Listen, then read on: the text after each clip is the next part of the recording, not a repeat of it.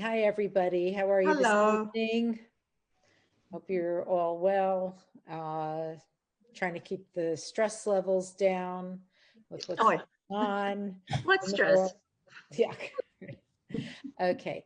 So thank you for those of you that were able to make the switch to tonight's meeting. I appreciate you all being here. And we're going to start with a Devar by Margie Miller. I don't think that we could find a better parsha to relate to consulting services than last week's Shemot.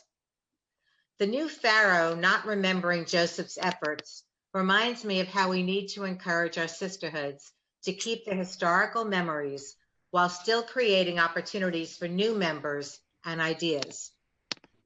Two courageous midwives were assertive by taking a stand with their actions, which changed the course of history. The power of just a few can impact many. Perhaps the most compelling points to focus on for this message is the example of Moses himself. We see many a reluctant leader. Moses thought he had little to offer. How many of us doubt our capabilities? Our internal voice sets up roadblocks for us to see past what we consider limited qualities. We know we are often too harsh on ourselves. As consultants, we need to encourage our women to stop comparing themselves to others. Each of our members have something to offer. Each have abilities, and each should be offered the opportunities to grow and learn so that their contribution will be valued and appreciated. Moses shied away from public speaking. How often have we heard that from our emerging leaders? Well, public speaking, as you know, is a skill that can be learned. Sadly, sometimes it's a deal breaker when offering somebody a position. But we have learned to be flexible, and that perhaps that one task can be taken off the list of tasks that are given to others who are more comfortable doing it.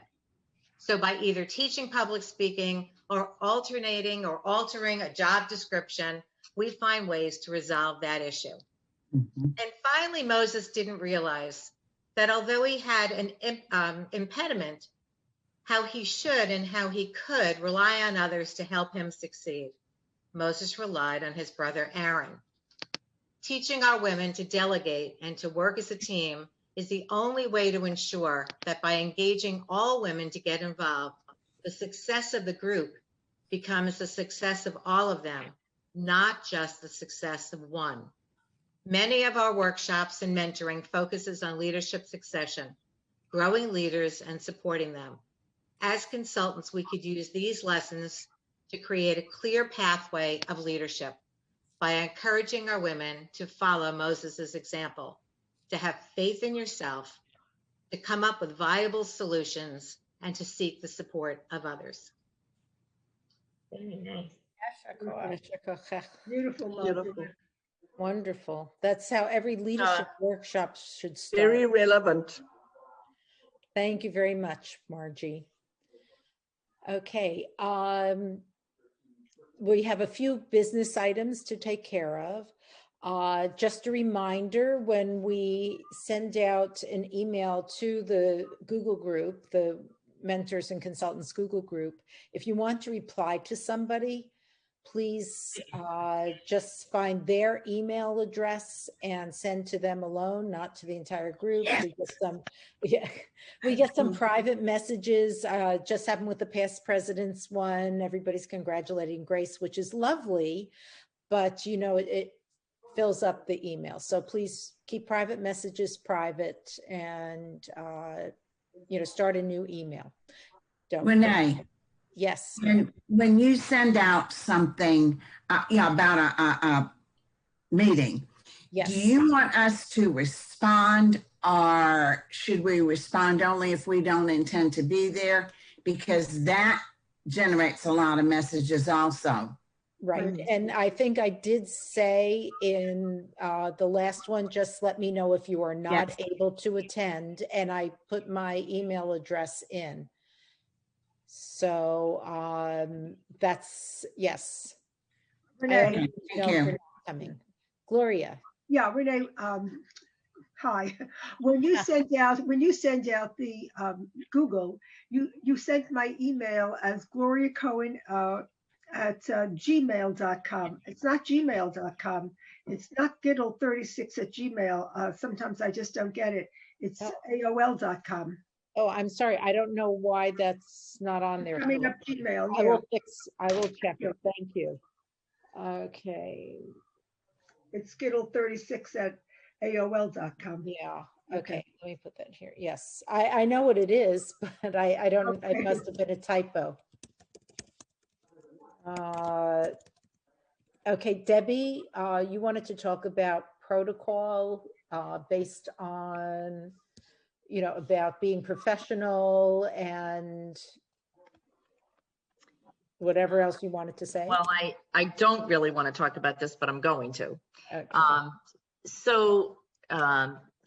The last call that we had just before this included Sandy Blumenthal, who's Region Services Chair. And Sandy and I have been noticing that we have some leadership of the organization who are, shall I say, putting things in the chat on Zoom meetings and on the Psalm service and in other places that,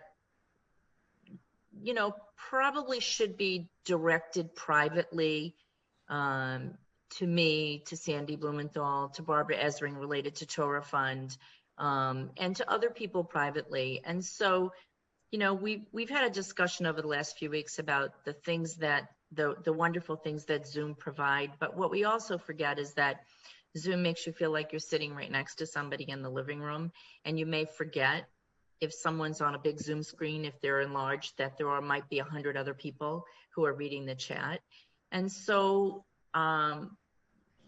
Sandy and I were talking to the region presidents about reminding them and the rest of the leadership in the organizations to just be mindful of what they say in the chat. And then if you are frustrated or angry or upset, maybe you want to send a private message and not put it in the chat, because it's negative, and it's not good when the leaders in the organization are putting negative things in the chat and the members are reading it. We had it happen today, actually, on the Zoom Psalm call.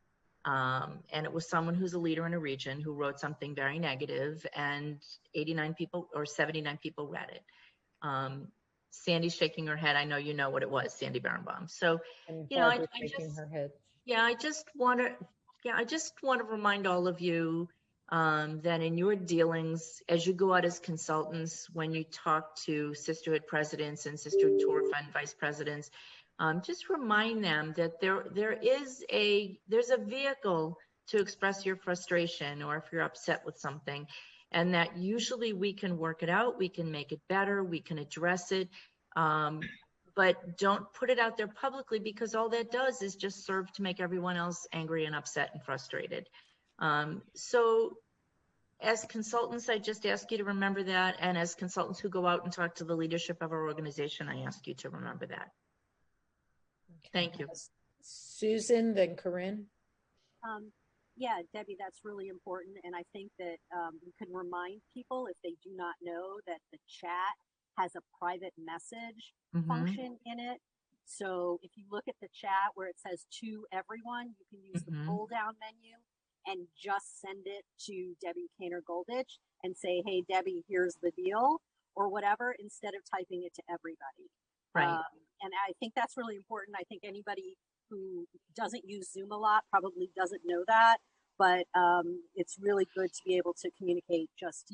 Susan, you're correct. But the problem is, these are the leaders of our organization. They use Zoom all the time. Yeah. And they're just not remembering to keep it private. In the old days, someone would have picked up the telephone and called me and told me that they were frustrated. And now they feel that it's different, and they write it in the chat and they write it publicly. So you're right. We should remind them, if they feel that way, pick up the phone and call us, or Renee, or Barbara, or Sandy Blumenthal, or write it privately. Yeah. Thank you, Susan. Okay. And Corinne? Debbie, while we on the subject of protocol, I needed to remind a region president that you don't discuss any sisterhood or region or women's league business on Shabbat. And that's something that also maybe everyone can just try and remind people, because I got 3 emails on Shabbat last From week. a region president, Corinne? Not from a president, but from somebody who was in our region. So Okay. what I'm saying is maybe the region presidents need to also be reminded that to tell everybody in their region. Okay, I'll write that down. Because I found that offensive. Okay, thank you, Corinne. Yeah, I think it's a women's league thing So- that we always knew. Right, and so to the consultants who are running spring conferences, that might be something that you want to remind your committees not to do business on Shabbat. Thank you. Okay. Thank you. And Debbie, I don't think you're ready to introduce the social action project, you said?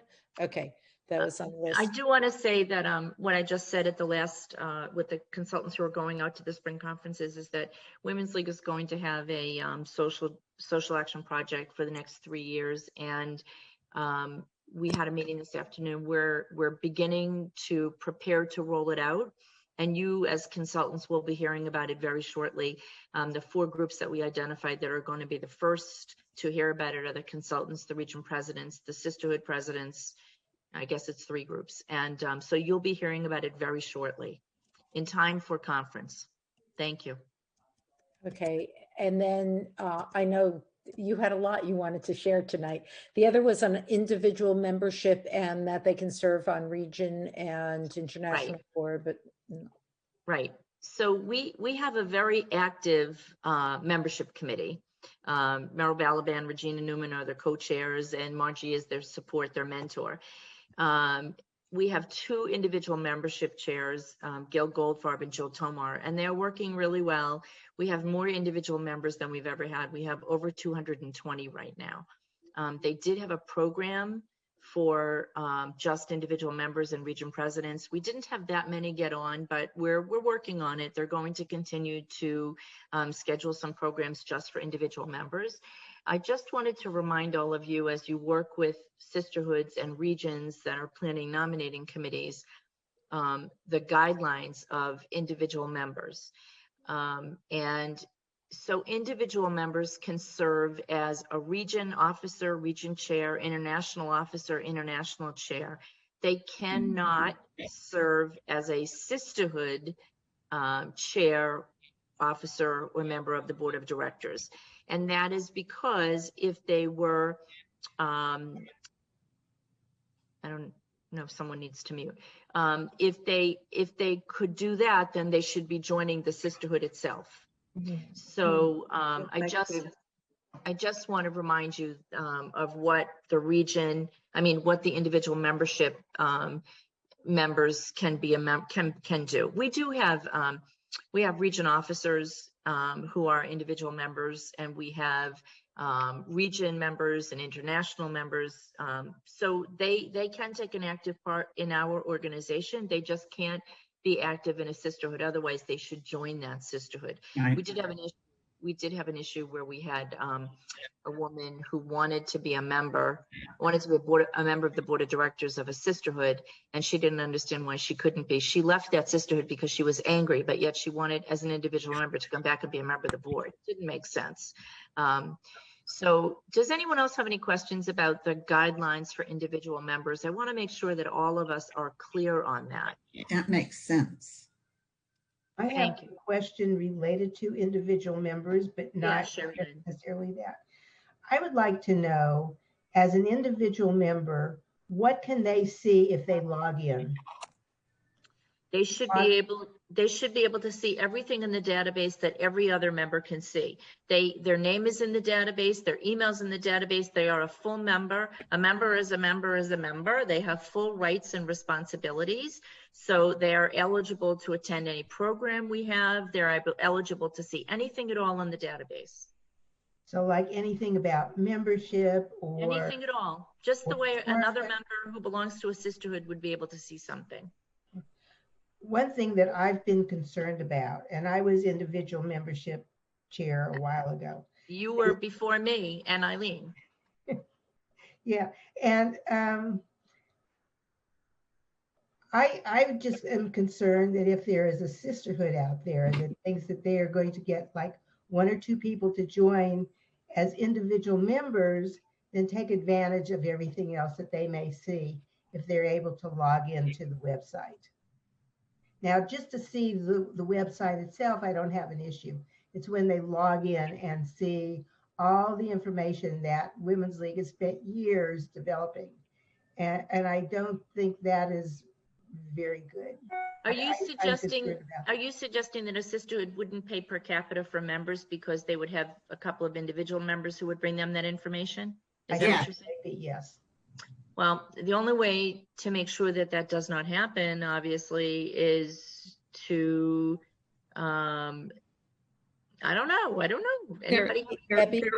There are, I know of one sisterhood, I forget the name of it, but the president is an individual member. And I had several when I would call about affiliation. They just wanted to affiliate the president so that they could get all the information. That happened, I'd say 4 or 5 times in the 3 years. Okay. So Gloria, if you know, hold on 1 second. Let me answer one at a time. If you know those sisterhoods, you need to refer them to Renee, and Renee will bring them to the per capita committee. And Sandy, that is not allowed. So you need to let us know who that is. I can't remember who it is. I think it's a sisterhood in California somewhere. I'm not quite sure. Okay. That's not allowed, obviously. She can't be an individual member. So we just said that. Yeah, the two presidents are individual members, and that's it. That's it. And I can't remember who it is. Okay, if you can rack your brain or look in your computer, or we can try to, so it's a sisterhood with just 2 members? No, they're 2 individual members. Yeah, right, I know. So Renee, maybe you and I, where's Meryl Balaban? Meryl, maybe maybe you can have the IM chairs look at the list of individual members from California and see where there's 2, and then maybe you can figure that out, and we'll talk to them. I could be wrong about being in California, but maybe Max would know with the sisterhood presidents list. I don't know. Yeah, I'm sure it can be tracked down. Meryl, we can figure that out. We can ask Mac for sisterhood presidents and match it with the individual members list. Okay. All right. Okay. Yeah. So Gloria, that's an issue, and we need to work on that. And if you can come up with those names, you want to send those names either to me or Renee, and we'll talk to those people. Well, they were wanting to affiliate as an IM, and I said no, they couldn't do that if they were part of the sisterhood. Right. And tried to get the sisterhood to affiliate. Nope, want nothing to do with it. Okay. All right. If you can remember, send us the list. And Sherry Lynn, thanks for bringing this up. Okay. Yeah, just remember though, when we're working on conferences, to make sure that those women are invited to the region conferences. Right. That's, include them in all that. And if there are other workshops or whatever, when you speak to a sisterhood president before you do a workshop, say, are there any individual members in your area that, they may belong to a synagogue without a sisterhood, and that's why they join as an individual member, but they're entitled to come to workshops then. So, okay. That's the other thing. When you are assigned a mentorship or to do a workshop, please make sure you contact the region president and let her know what you are doing, and get any information from her that might be helpful. And I think that's those are the updates, and then we will share our recent contacts later. But right now, Susan Ben-Rubin is going to do a presentation for us on how to create beautiful PowerPoint slides. And I'm really looking forward to this. And Susan, just make sure your microphone is close enough, please. I will. Can you guys hear me? Yes. Okay. So I guess what I wanted to just open with is what brought this about. And when I was in consultant training, and when we were given the assignment to do a presentation, I automatically thought, okay, we're all doing PowerPoints because that's what I do at work. So whenever I have to show anybody to anything to anybody, we do PowerPoints and we throw slides together and we get our points across on PowerPoint. So so when I did that during training, everybody was like, wow, those are really good. And I'm like, okay.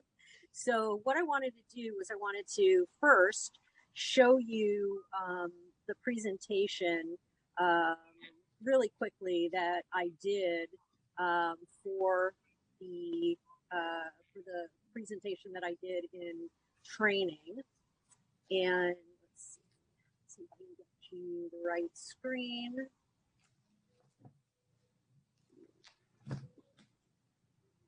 Okay, so are you seeing just Sisterhood Leadership Development? Yes. Yes. Okay.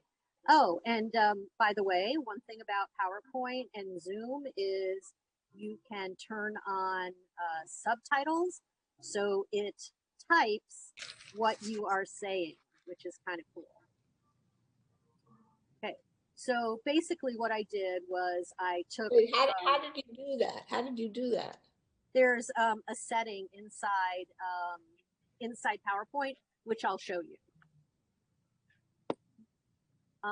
So basically what I did was we had talked about in training what we're supposed to do. So I just kind of put that together into slides. So I'm just going to show you those slides really quick. I introduced myself.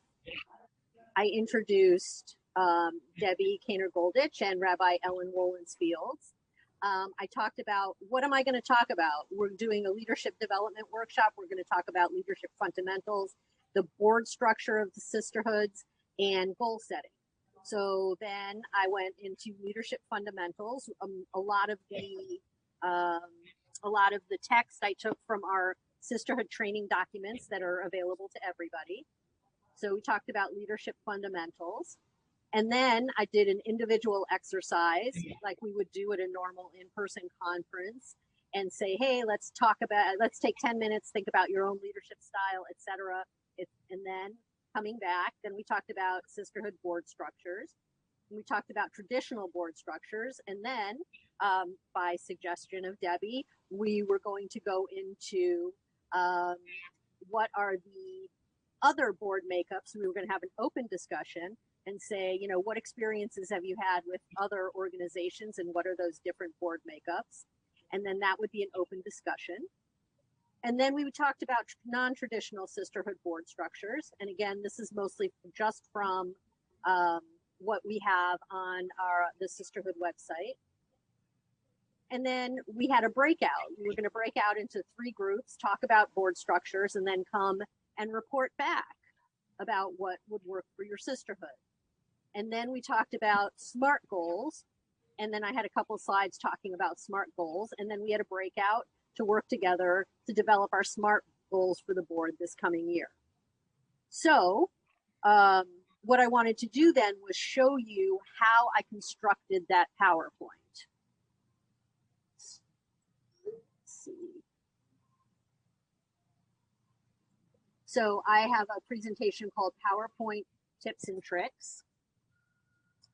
And the first thing I wanted to talk about is how to make an impactful PowerPoint. So your first step, which a lot of people make a mistake with, is you have to craft your story. What do you want to say to your audience? A lot of people start with the PowerPoint slides, and you can't. You really have to start with your story.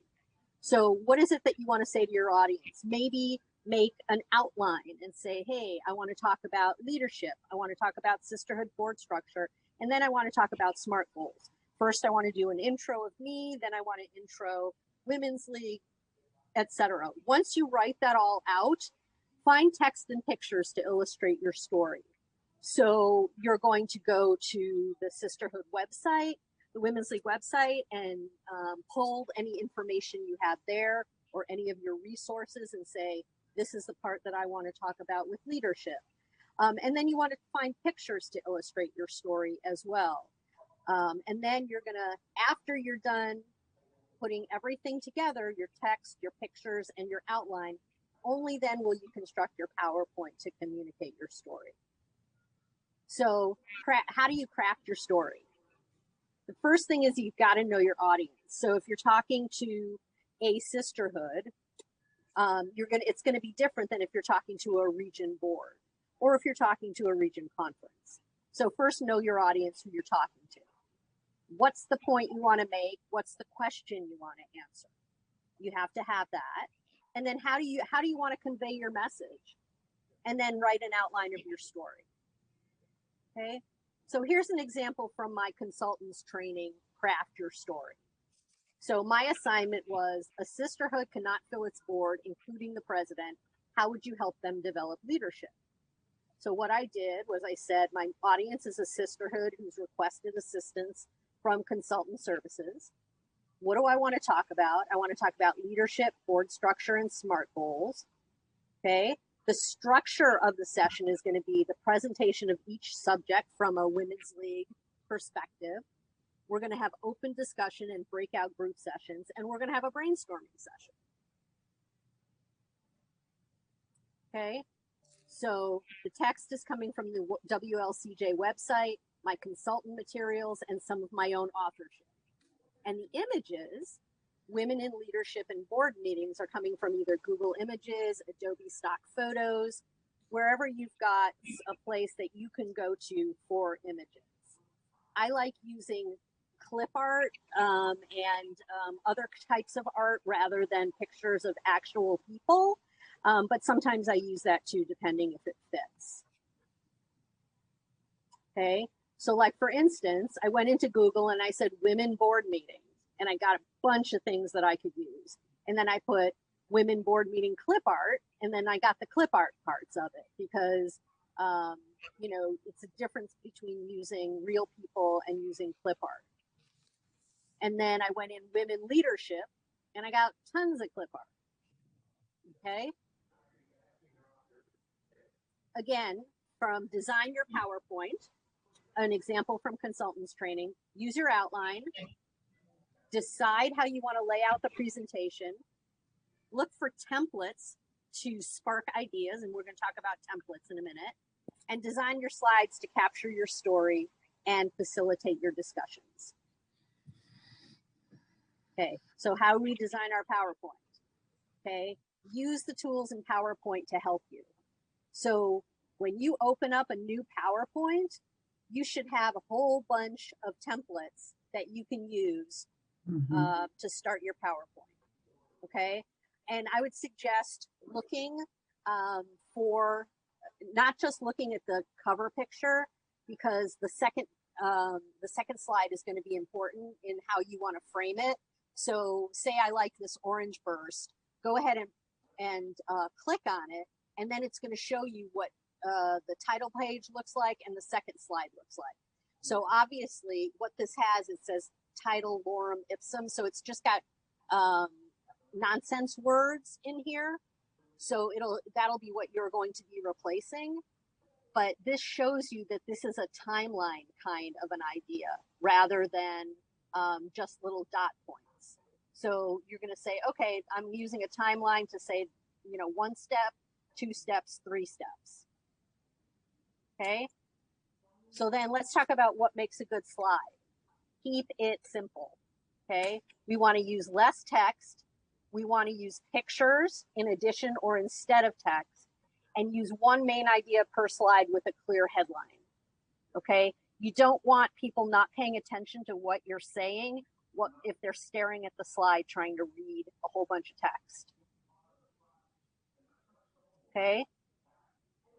Again, why is that there? Oh, okay.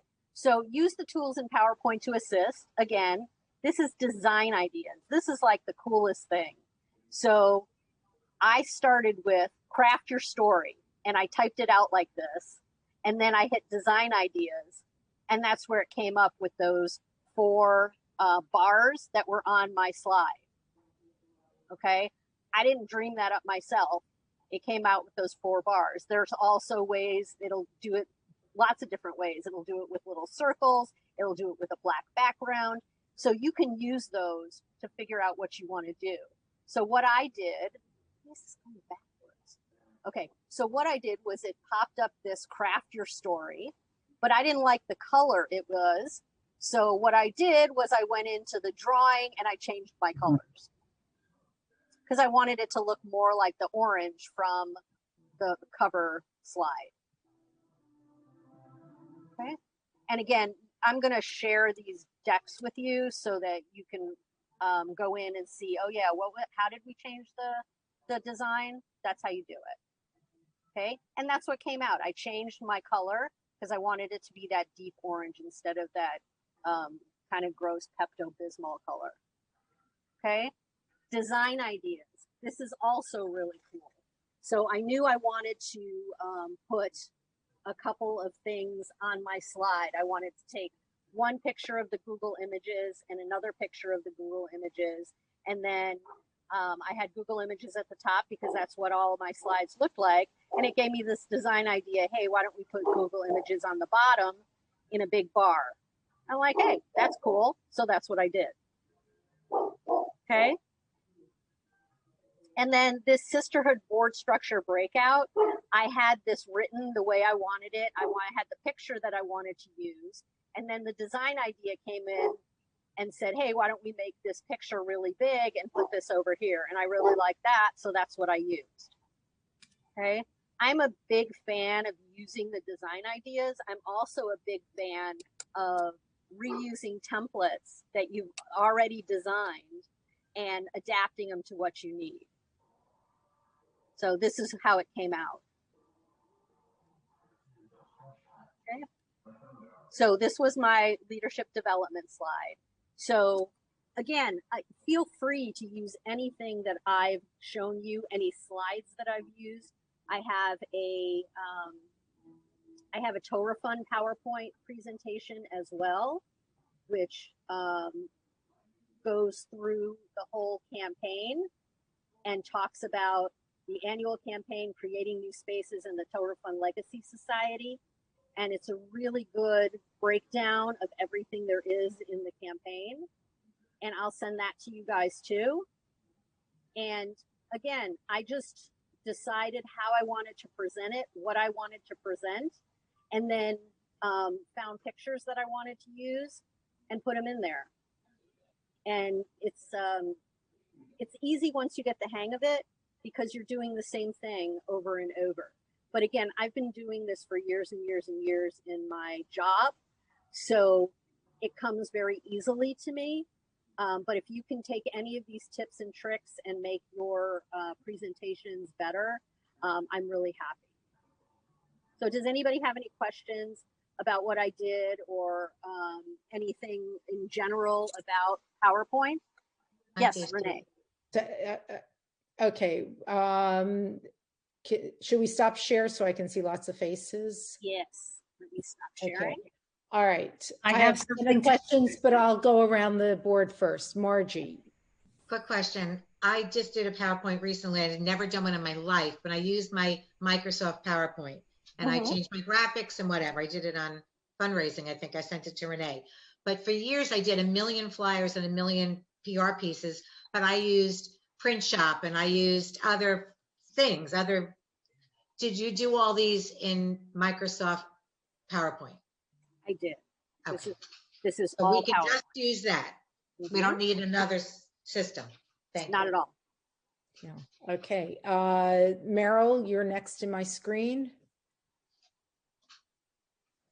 I'm on an Apple computer and I don't have PowerPoint. I have what is it called? Keynote. Would I be able to set up the same type of structure in Keynote? Yeah, absolutely. You can use the same kind of structure. There will probably be different tools in Keynote to do the things that I was outlining. It may not be called design ideas, but let me do this. Let me follow up. I happen to know somebody really well who works for Apple, my son. So I will ask him how Keynote works because I have no idea. I never had an Apple product in my life. So I will ask him how Keynote works and how it's tied to PowerPoint and get you that information as well. That'd be great, Susan. Thanks. Sure. Okay. Next is Debbie Green. My question's related to Merrill's. I have a MacBook Pro, but it's 11 years old. So I no longer have Keynote on it and I can't get PowerPoint for it. And I'm wondering if I create, maybe you can ask your son, Susan, if I create something on my iPad, if I can send it to myself and still show it on my computer. You should. My 11-year-old MacBook Pro. Yeah, you should be able to, but let me verify that. More questions for your son. If you don't have the program on your computer, it may not open up. Right, that's my concern. And I tried to get PowerPoint and you need a new computer, Debbie. Right, it's an antique. Does Women's League pay for that? Okay, next on my screen. Thanks, Debbie. Sandy. I just have one thing to say for those of you who are old enough to remember Topo Gigio. Easy for you, difficult for me. It's easier than you think, Sandy Barenbaum. I promise you, easier than you think. Okay. Okay. Eileen. Okay, two questions. First of all, they're so professional and it was a beautiful job. The content was just as good. So I have two questions. When I use the design ideas, I have a terrible problem rearranging the text boxes. Oh. Do you know what I mean? Like, because they put them in automatically and then I'll try to switch them around and I can't move them. Now, I think I have an old version of PowerPoint also. But and they do come out. Their design ideas are beautiful, but then I can't get my text in there. Yeah, so there's usually more design ideas than you see on the side. You can just scroll down and see more design ideas. If you don't like any of them, just escape out of it and then you can move your boxes around. But yeah, it's not as intuitive if you don't like the design idea, but you want to do something like it. It's harder to move the boxes around than it is to just take a design idea. Yeah, because then they put it on the bottom and I don't want that to be the heading. Okay. Yeah, so, exactly. All right. So I can say, the other thing is, do you have like a suggestion of a ratio of how many slides to the time? I feel like sometimes I try to do too many slides in a presentation and I do it the opposite way. And I think I like yours better. I do my outline as a PowerPoint. I feel like that. And I think yours is probably, maybe it makes for a more clear presentation. But, how many, do you have a formula for that or you just say what you want to say? Well, you say what you want to say, but I wouldn't spend more than a couple minutes on each slide. So if you've got a 15-minute presentation, you're not going to want more than 7-8 slides, right? Okay. Yeah. So it just depends. If you've got like a bunch of slides that have just a picture and a word on it, you're not going to spend as much time as if you've got one explaining the Torah Fund Society, right? So you're kind of going to guess, but like there's a classic example at my work where my team was preparing a PowerPoint deck for our CEO, and it was 154 slide deck, and we didn't get past slide 3 because the CEO kept asking questions about what was on slides 1, 2, and 3. So we ended up forwarding him the 154 slide deck, but you certainly don't want to go into a meeting with 40 slides. And you can't email those. They're too big. They're kind of big. They're kind of big. Okay. Thanks. Marcia, you have to unmute. Susan, I want to thank you very, very much. That was an absolutely amazing presentation. And as co-chair of the Torah Fund Legacy Society, I want to take this offline and talk to you about using that PowerPoint presentation that you have so beautifully created for us to use in the future. Thank you. You are welcome. Thank you. Yeah. Let me see if there are other questions. I'm going to page 2. Anybody else have questions or can, Lauren?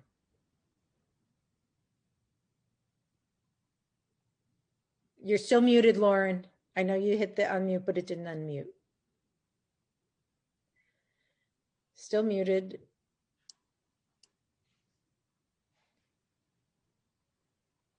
Still muted, Lauren.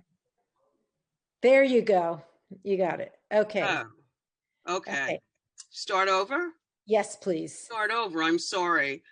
Compliments to you. It was a most professional presentation and certainly makes someone like me feel completely inadequate. And so I'm going to ask you directly, how much do I need to pay to get copies of those?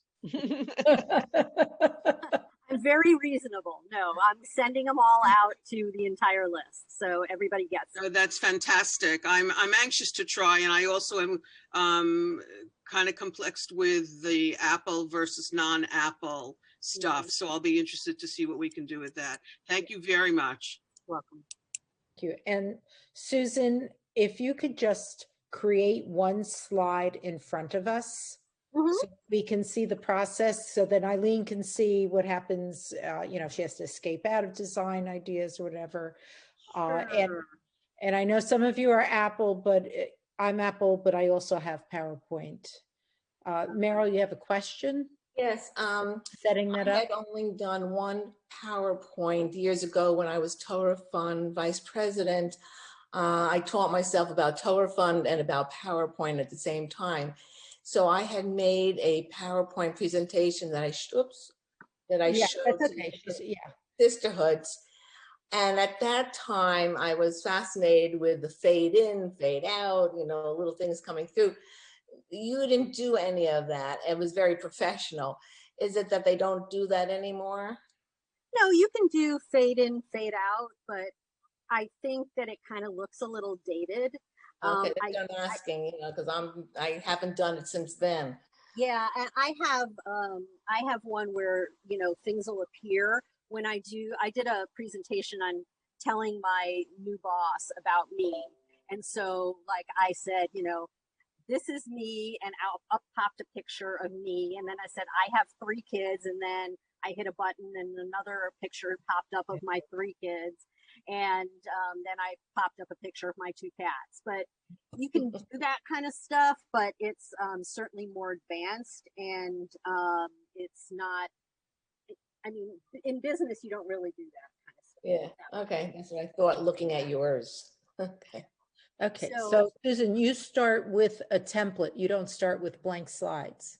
I can start with blank slides, or I can start with a template. I usually start with either an existing PowerPoint or a template. It just makes it easier. Okay, so that's good to know. Yeah. Yeah. So like this one, I'm going to go ahead and choose integer pillars. And for this, you can see you've got the title, and the second slide is this, the one where it's got 3 different icons on it. Oh, and one thing I did want to mention is when I did the Sisterhood Leadership, when I did the Torah Fund one, here's my Torah Fund one. So what I did was I took these 3 icons, and then on the first, when I was talking about the Torah Fund annual campaign, I used that icon on the top of each of the Torah Fund campaign slides. Do you copy and paste them, or? I did. I copy pasted them. Okay, and how do you get them? That's where I have problems, is like Eileen was saying, setting up the boxes and getting things in and out of the boxes. Yeah, so you can just do a copy paste. So here you're copying this whole thing, and then you go to here and say you want to put it down here, and up comes that. And then you can go back and there, copy paste that, and come back. And there you've got. Oh, so you have to copy and paste these things separately. Okay. Sometimes you do. A lot of times that picture will be just one picture, and you can copy paste that. But what I did was, since I was putting that icon in the top right of every single one of those slides, when I had another picture, I put them on the left side, so it would balance the slides. You want to balance the pictures and balance the icons and the text. So you're going to see a lot of the pictures that I put in are all on the left because we've got the icons at the top. Okay, so that's another tip. And then here I did, I talked about COVID-19 and I put in the picture of COVID-19. So I thought that was kind of clever. But not amusing, but creepy, but clever. Creepy, exactly.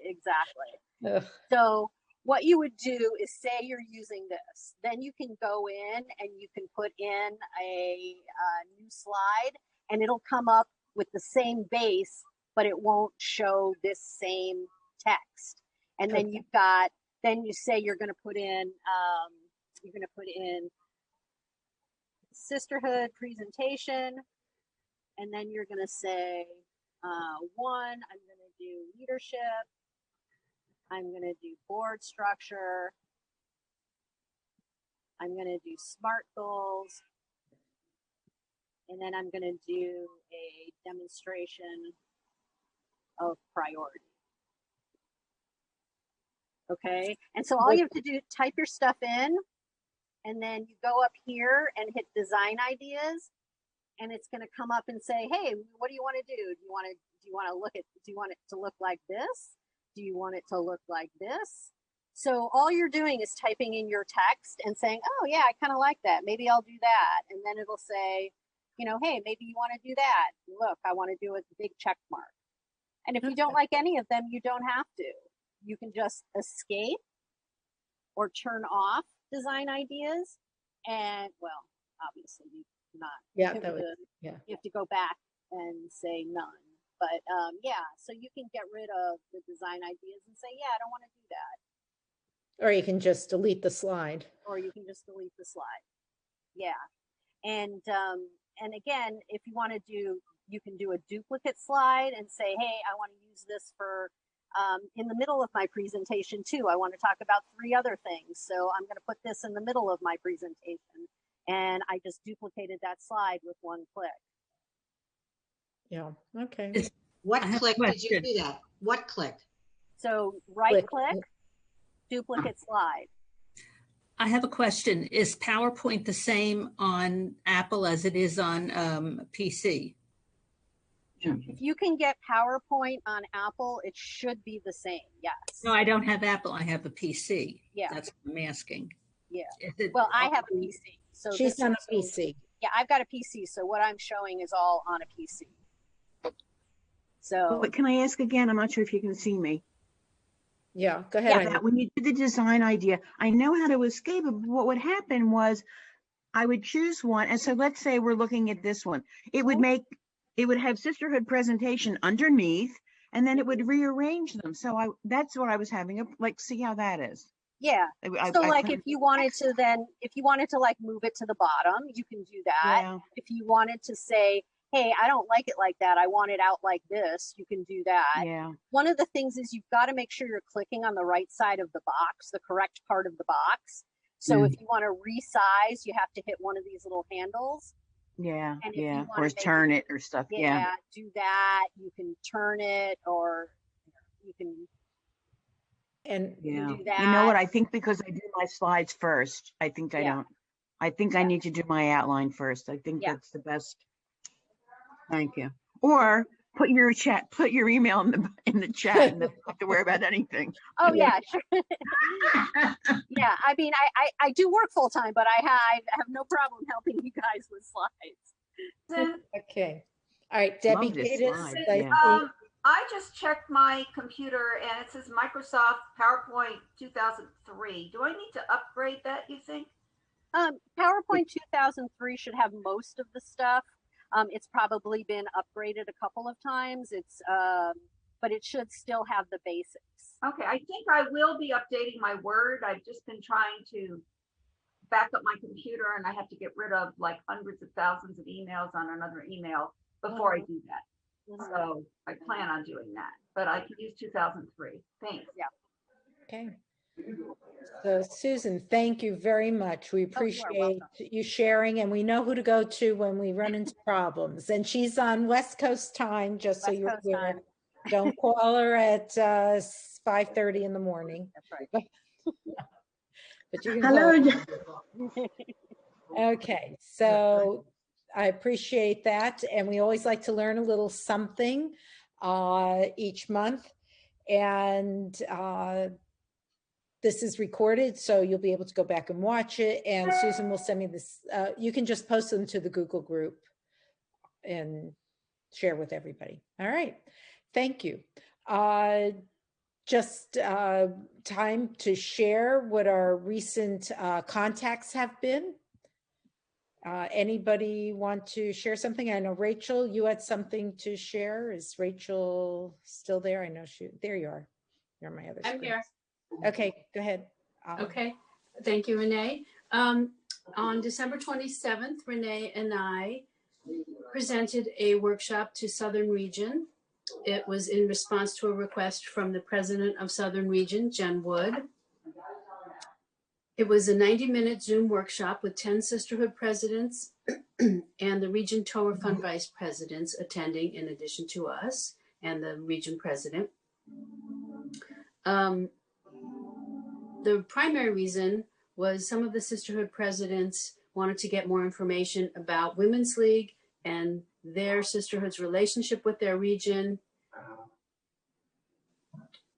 The whole thing was by Zoom, and the topics we covered were effective use of Zoom, relationships between sisterhoods and the region, Women's League updates, per capita updates, the vast resources available to them on the Women's League website, Torah Fund, and program ideas, and particularly now that we don't have geographic constraints for program ideas, that conversation really actually became, I thought, very interactive, which was really great. Okay, thank you. You're welcome. All right, anybody else have some contacts this month? Just unmute and let us know. Randy, you want to cover it?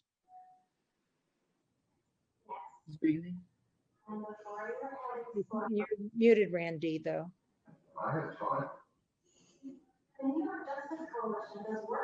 Sorry, no, Gloria, go ahead. Go ahead.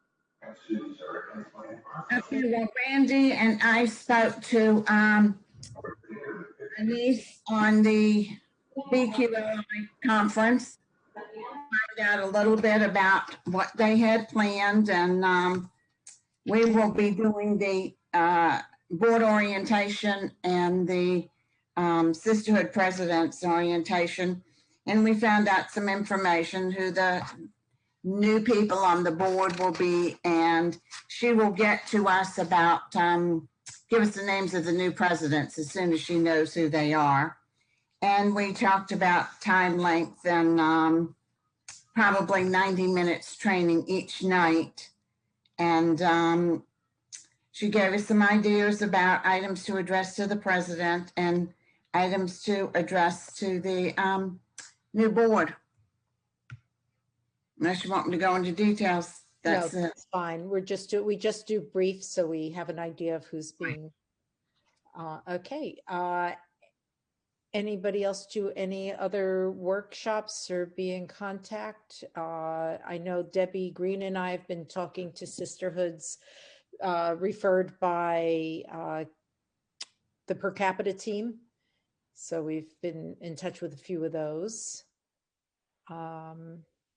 And I know the conference consultants, I know Gloria and Randy have a different situation. They do a gala and workshops for that region. And so theirs is different. Okay, I will say that we've had three requests this week for leadership development from 3 different sisterhoods. So it might be something, Debbie KG, that we would consider for doing as an international program. I don't know what you think about that, but we have 3 sisterhoods already that are looking into that. Probably 4. No, I counted you. Oh, okay.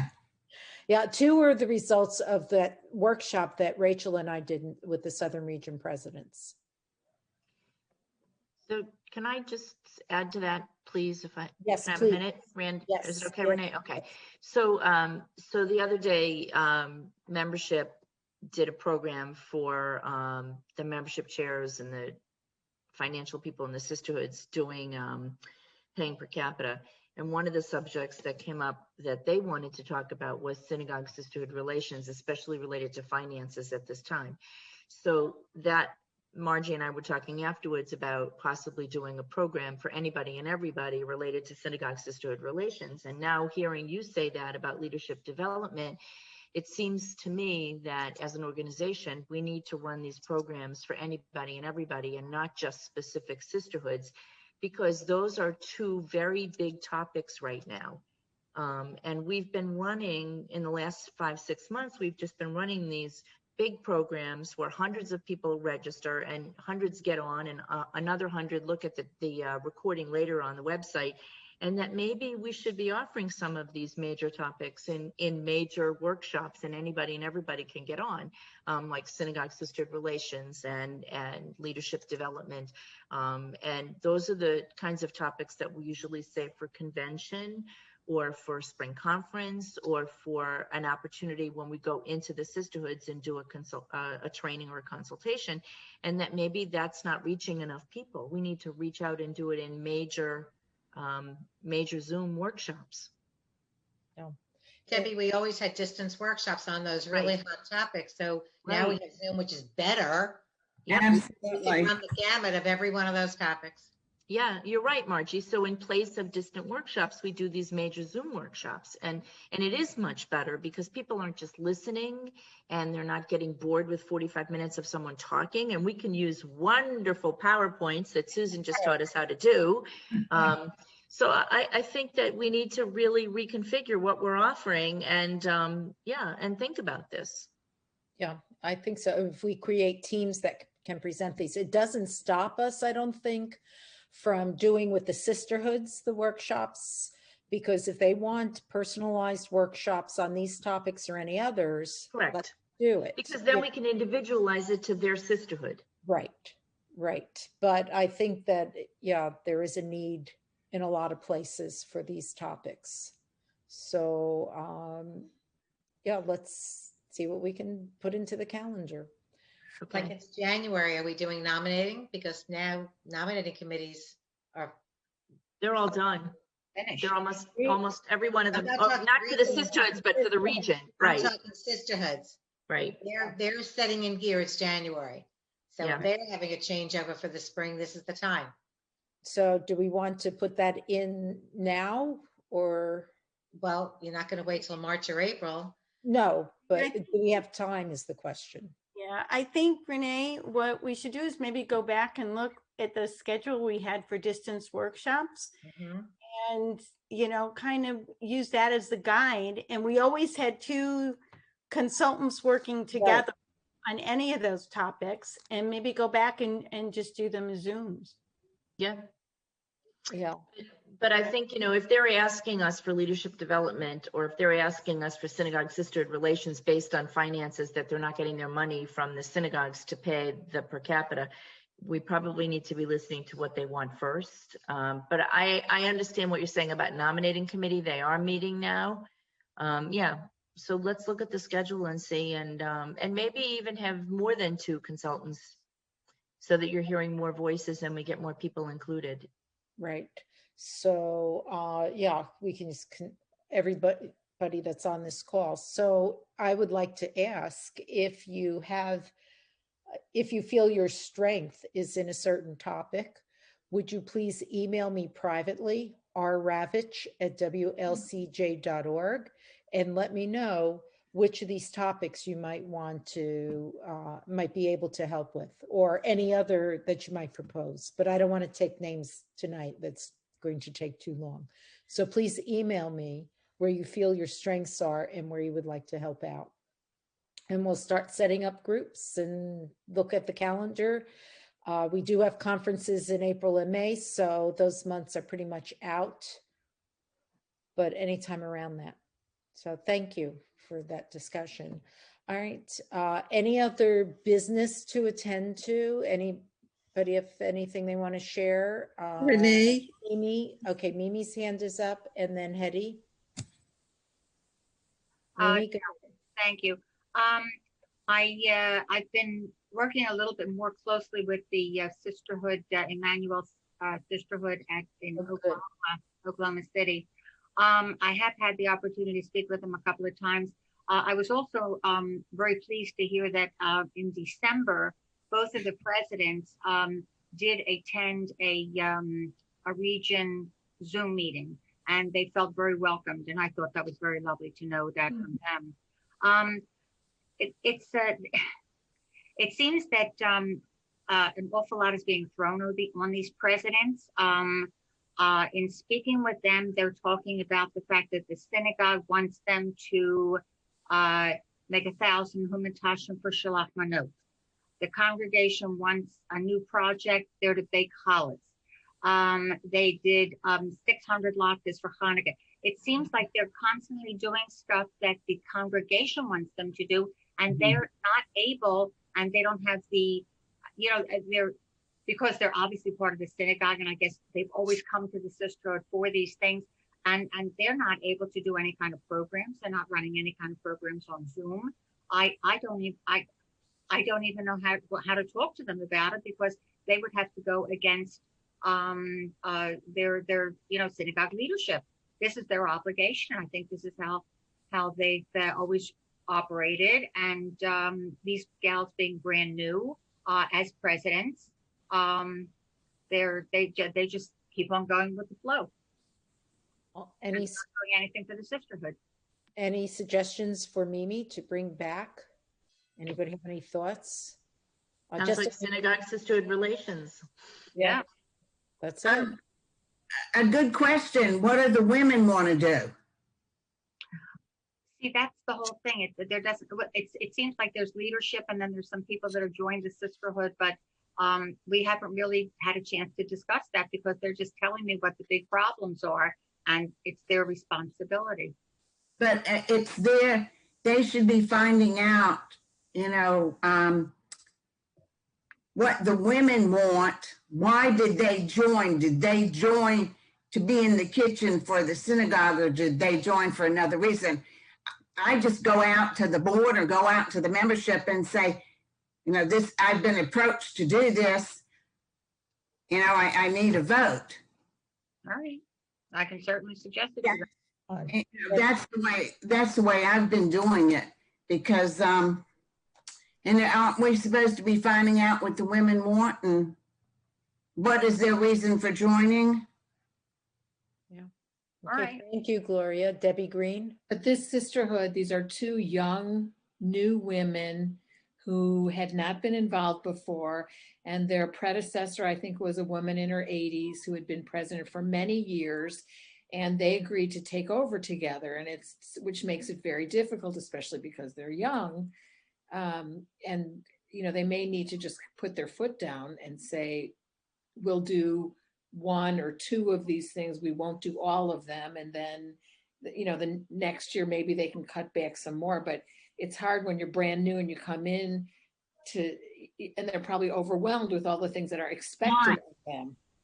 But if they ask the membership and the membership says.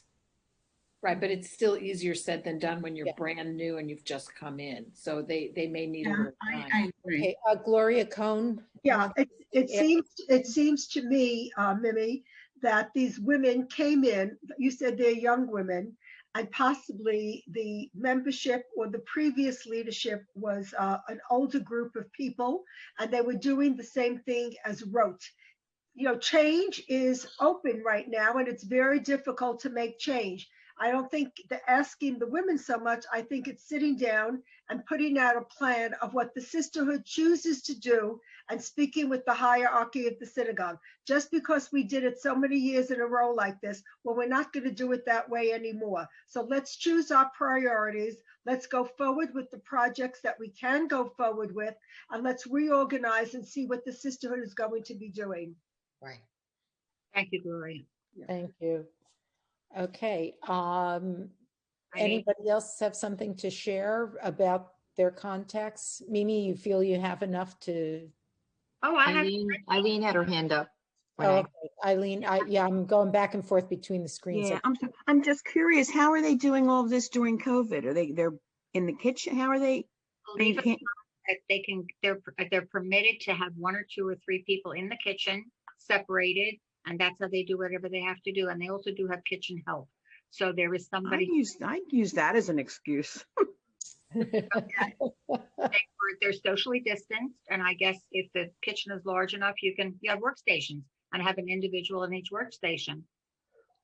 That's awful hard to repurpose, that whole procedure.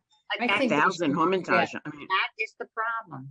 They should use that as a reason and say, you know what? COVID is so bad. Right. We're not having meetings in person and we're not going to be in the kitchen together. They should have a workshop to make Hamantage and have Edna lead it. And each make 20 and they're done. Sure, she's off the call. Easy. Let's assign everything to Edna. Yeah, she had to go to Minion. Yeah, but maybe they can buy them from Costco. They're awful. You know what? It's okay though. But you know, why should they be in the kitchen and be putting themselves at risk? Unless there are 3 of the older women that want to do that, and let them take care of it. And then the sisterhood presidents can do what they want. See, that's also the other problem, is that it is an older sisterhood with just a few younger people, and these younger people are the ones that are now saddled with all these responsibilities. And I wonder how much the older people are helping out. So maybe the older people could be part of a special interest group that are doing just this, what they like to do, because the older people are not going to be, they're going to be reluctant to the change, while the younger people, want to move forward in different directions. Yeah. Okay, Toby, you have your hand up. Yeah, Mimi, are these women on the Presnet? I've never even had the opportunity to ask them that. Because this discussion has gone around about 3 times already. Okay.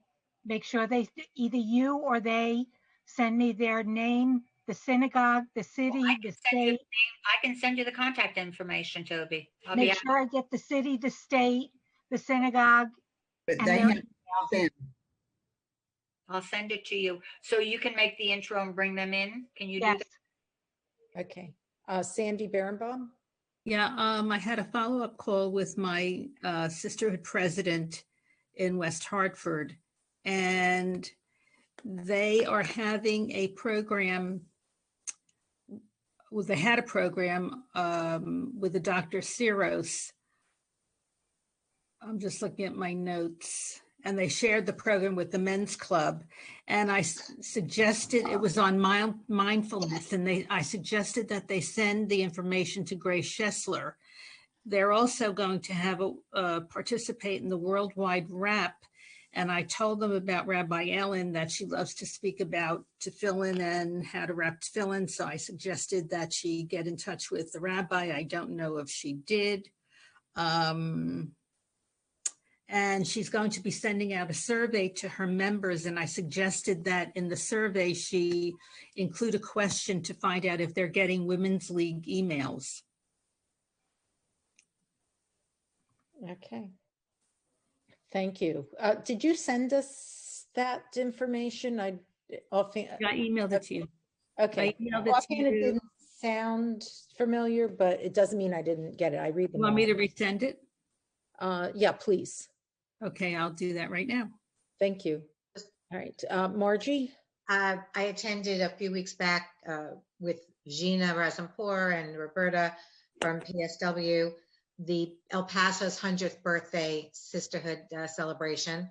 And although it really wasn't that well attended by the sisterhood women, unfortunately, they had a fabulous PowerPoint of the 100 years, something that happened within the community every one of the decades. It wasn't endless. It was wonderful, actually. And then memories from the living past presidents from what happened in their decade, with pictures and stories. And it was really lovely. And so it's nice to have a 100th birthday. None of them looked that old. It was wonderful. And but it was a nice thing to attend. So on behalf of Women's League, and I went to that. Yeah, thank you. Renee, I just checked. I sent it to you on December 14th. Okay, yeah, it just popped up in my emails. Okay. Any other contacts? Just a mute and... Okay, Renee, it's Meryl. I just wanted to speak to Mimi's sisterhood there. And what it reminds me of, years ago, I had gone to a sisterhood in Bergen County, And it happened to have been a Torah Fund event. And all the old women, because it was all old women, they were standing there with their, schüssels of pot roast and kugel, and they were slopping it on the plate and like big, huge portions. And I'm thinking, oh my God, this is like so old school and everything. And there were no young women there. And what had happened was that the young women didn't want this kind of thing. They didn't want the old brisket and the kugel and the everything else. That's a totally different mentality. And that's what it sounds like here too, that the synagogue is looking at sisterhood as go into the kitchen, make the rugla, go into the kitchen and bake this, go into the kitchen. And they just see the sisterhood as go into the kitchen. And we have worked so hard at Women's League to change that image. And rather than feeding into it, I'd rather have someone go in or maybe go in and say, listen, forget about all this. Let's see what else you as a sisterhood can offer. Let them go out and buy the rugelach. Let them go out and buy the hamantashen, and offer them other things that sisterhood can now come forward and present themselves with. Yeah, thank you. Back to what do the women want to do? Drink. And the women may not all know what they want because they don't know what other options are out there. So have a multi-generational program and let them teach them how to bake it. I don't know. Yeah. Our young women like to do that now. They're the ones in the kitchen. If they have wine there, they're very happy. That's right. That's right. Okay. Well, thank you. Any good and welfare from this group that you'd like to share? Actually, Edna's left us, but I wanted to mention that Edna's husband died 2 weeks ago and that we offer our condolences. And I'm sorry that she left to go to Minion and we didn't get a chance to say that while she was still here. So. Okay. Thank you. You know what? I'll send her a note and let her know. Okay. And I'm doing a workshop on Sunday morning. And this morning, the Sisterhood president called to tell me that her husband died last night. Yeah. But the workshop she wants the workshop to still go on. So it will. That's in Tamarack, Florida, Yeah. right? Yes. COVID. Yes. Well, any good news for those that know Grace? She had her first grandchild, Grace. Shane Max. Oh, he has a name now? Yes. Shane Max. Shane Max. Okay. All right. Very good. So My that's little grandson's 2 months old and he started smiling a little bit for my daughter. So that's always nice. Absolutely.